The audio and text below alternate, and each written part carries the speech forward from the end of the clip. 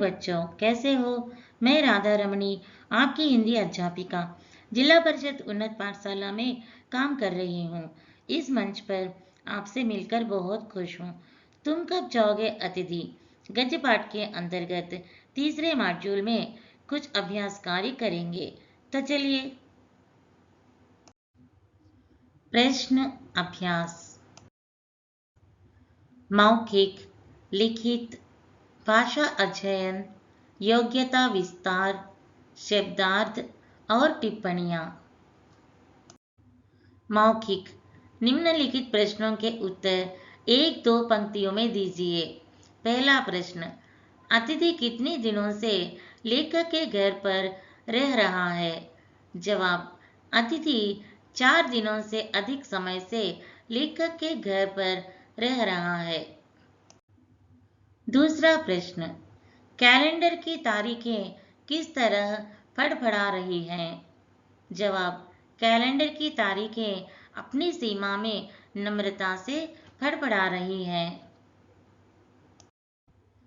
तीसरा प्रश्न, पति पत्नी ने मेहमान का स्वागत कैसे किया?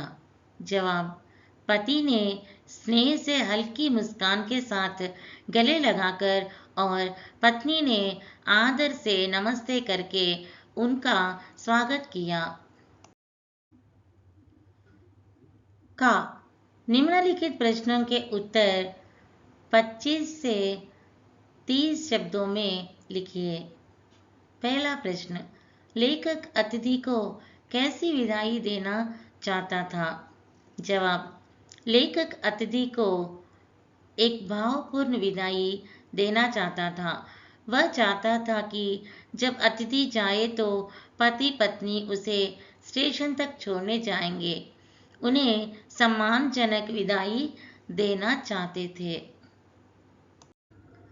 पाठ में आए निम्नलिखित कथनों की व्याख्या कीजिए।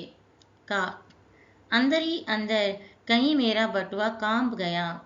जवाब, जब लेखक ने अतिथि को देखा था तब उन्हें लगा कि उनका खर्च बढ़ जाएगा, इसलिए उनका बटुआ कांप गया, यानी अत्यधिक खर्चे होने का एहसास हुआ। खा निम्नलिखित प्रश्नों के उत्तर 50 से 60 शब्दों में लिखिए। पहला प्रश्न, कौन सा आघात अप्रत्याशित था और उसका लेखक पर क्या प्रभाव पड़ा? जवाब, तीसरे दिन जब अतिथि ने धोबी से कपड़े धुलवाने की इच्छा प्रकट की तो लेखक के लिए ये अप्रत्याशित आघात था, क्योंकि उन्हें लगा था वे चले जाएंगे। धोबी को कपड़े धुलने देने का मतलब था कि अतिथि अभी जाना नहीं चाहता। इस आघात का लेखक पर यह प्रभाव पड़ा कि वह अतिथि को राक्षस समझने लगा। उनके सत्कार की ऊष्मा समाप्त हो गई। भाषा अध्ययन। पहला प्रश्न, निम्नलिखित शब्दों के 2-2 पर्याय लिखिए। चांद, राकेश, शशि। जिक्र, उल्लेख, वर्णन। आघात, हमला, चोट। ऊष्मा, गर्मी, ताप। अंतरंग, घनिष्ठ, आंतरिक। अब हम अर्थ के आधार पर वाक्य भेद को समझेंगे। अर्थ के आधार पर वाक्य भेद। अर्थ के आधार पर वाक्य के निम्नलिखित 8 भेद होते हैं। विधानात्मक वाक्य, निषेधवाचक वाक्य, प्रश्नवाचक वाक्य, विस्मयादिवाचक वाक्य, आज्ञावाचक वाक्य, इच्छावाचक वाक्य, संदेहवाचक वाक्य, संकेतवाचक वाक्य। विधानात्मक वाक्य, जिन वाक्यों से किसी क्रिया के करने या होने की सामान्य सूचना मिलती है उसे विधानात्मक वाक्य कहते हैं। जैसे, मैं कल दिल्ली गया था। निषेधात्मक वाक्य, जिन वाक्यों से किसी कार्य की निषेध या न होने का बोध हो उसे निषेधात्मक वाक्य कहते हैं। इस तरह के वाक्यों को नकारात्मक वाक्य भी कहा जाता है, जैसे गीता नहीं जाएगी। प्रश्नवाचक वाक्य, जिन वाक्यों में प्रश्न किया जाए अर्थात किसी से कोई प्रश्न पूछी जाए, उन्हें प्रश्नवाचक वाक्य कहते हैं। जैसे तुम्हारा घर कहाँ है। विस्मयादिबोधक वाक्य, जिन वाक्यों से आश्चर्य, शोक, हर्ष और घृणा के भाव व्यक्त हों, उन्हें विस्मयादिबोधक वाक्य कहते हैं। जैसे वाह, कितना सुंदर प्रदेश है। आज्ञावाचक वाक्य, जिन वाक्यों से आज्ञा या अनुमति देने का बोध हो, उन्हें आज्ञावाचक वाक्य कहते हैं। जैसे आप जा सकते हो। इच्छावाचक वाक्य, वक्ता की इच्छा, आशा या आशीर्वाद को व्यक्त करने वाले वाक्य इच्छावाचक वाक्य कहलाते हैं। जैसे ईश्वर तुम्हें लंबी आयु दे। संदेहवाचक वाक्य, जिन वाक्यों में कार्य के होने में संदेह अथवा संभावना का बोध हो, उन्हें संदेहवाचक वाक्य कहते हैं। जैसे शायद कल तक काम हो जाएगा। संकेतवाचक वाक्य, जिन वाक्यों से एक क्रिया के दूसरी क्रिया पर निर्भर होने का बोध हो, उन्हें संकेतवाचक वाक्य कहते हैं। जैसे वर्षा होती तो फसल अच्छी होती। इससे संबंधित कुछ अभ्यास कार्य करेंगे। निम्नलिखित वाक्यों को निर्देशानुसार परिवर्तित कीजिए। का, हम तुम्हें स्टेशन तक छोड़ने जाएंगे। इस वाक्य को नकारात्मक वाक्य में बदलना है। जवाब, हम तुम्हें स्टेशन तक छोड़ने नहीं जाएंगे। खा, किसी लॉन्ड्री पर दे देते हैं, जल्दी धुल जाएंगे। इस वाक्य को प्रश्नवाचक वाक्य में बदलना है। जवाब, कहाँ देने पर कपड़े जल्दी धुल जाएंगे। अब हम अभ्यास कार्य के अंतर्गत समाप्तिबोधक क्रिया के बारे में जानेंगे। समाप्तिबोधक क्रिया, जब धातु के आगे चुकना रखा जाता है, तब वह क्रिया समाप्तिबोधक हो जाती है। जैसे वह भी यह दृश्य देख चुका है। इसके अंतर्गत पाठ में दिए गए अभ्यास कार्य को समझेंगे। पाठ में आए इन वाक्यों में चुकना क्रिया के विभिन्न प्रयोगों को ध्यान से देखिए और वाक्य संरचना को समझिए।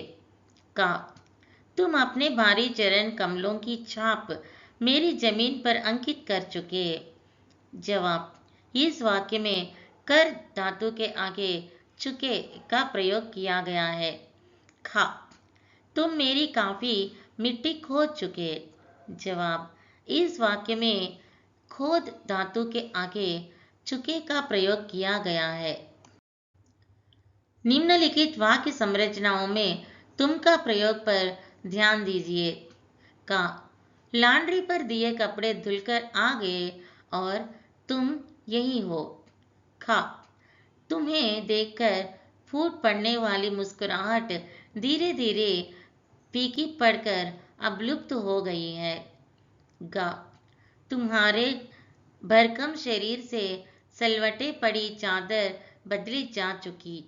घा, कल से मैं उपन्यास पढ़ रहा हूँ और तुम फिल्मी पत्रिका के पन्ने पलट रहे हो। उपर्युक्त वाक्यों में तुम के सभी प्रयोग लेखक के घर आए अतिथि के लिए हुए हैं। योग्यता विस्तार।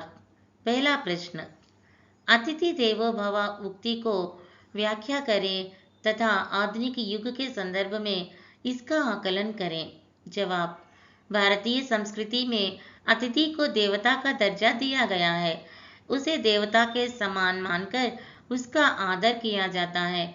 आज के आधुनिक युग में मनुष्य मशीनी जीवन जी रहा है। उसके पास अपने परिवार के लिए समय नहीं रह गया है, तो अतिथि के लिए समय कैसे निकाले। इसके अलावा महंगाई के इस युग में जब अपनी जरूरतें पूरी करना कठिन हो रहा, तो अतिथि का सत्कार जेब काटने लगता है। ऐसे में मनुष्य अतिथि से दूरी रहना चाहता है।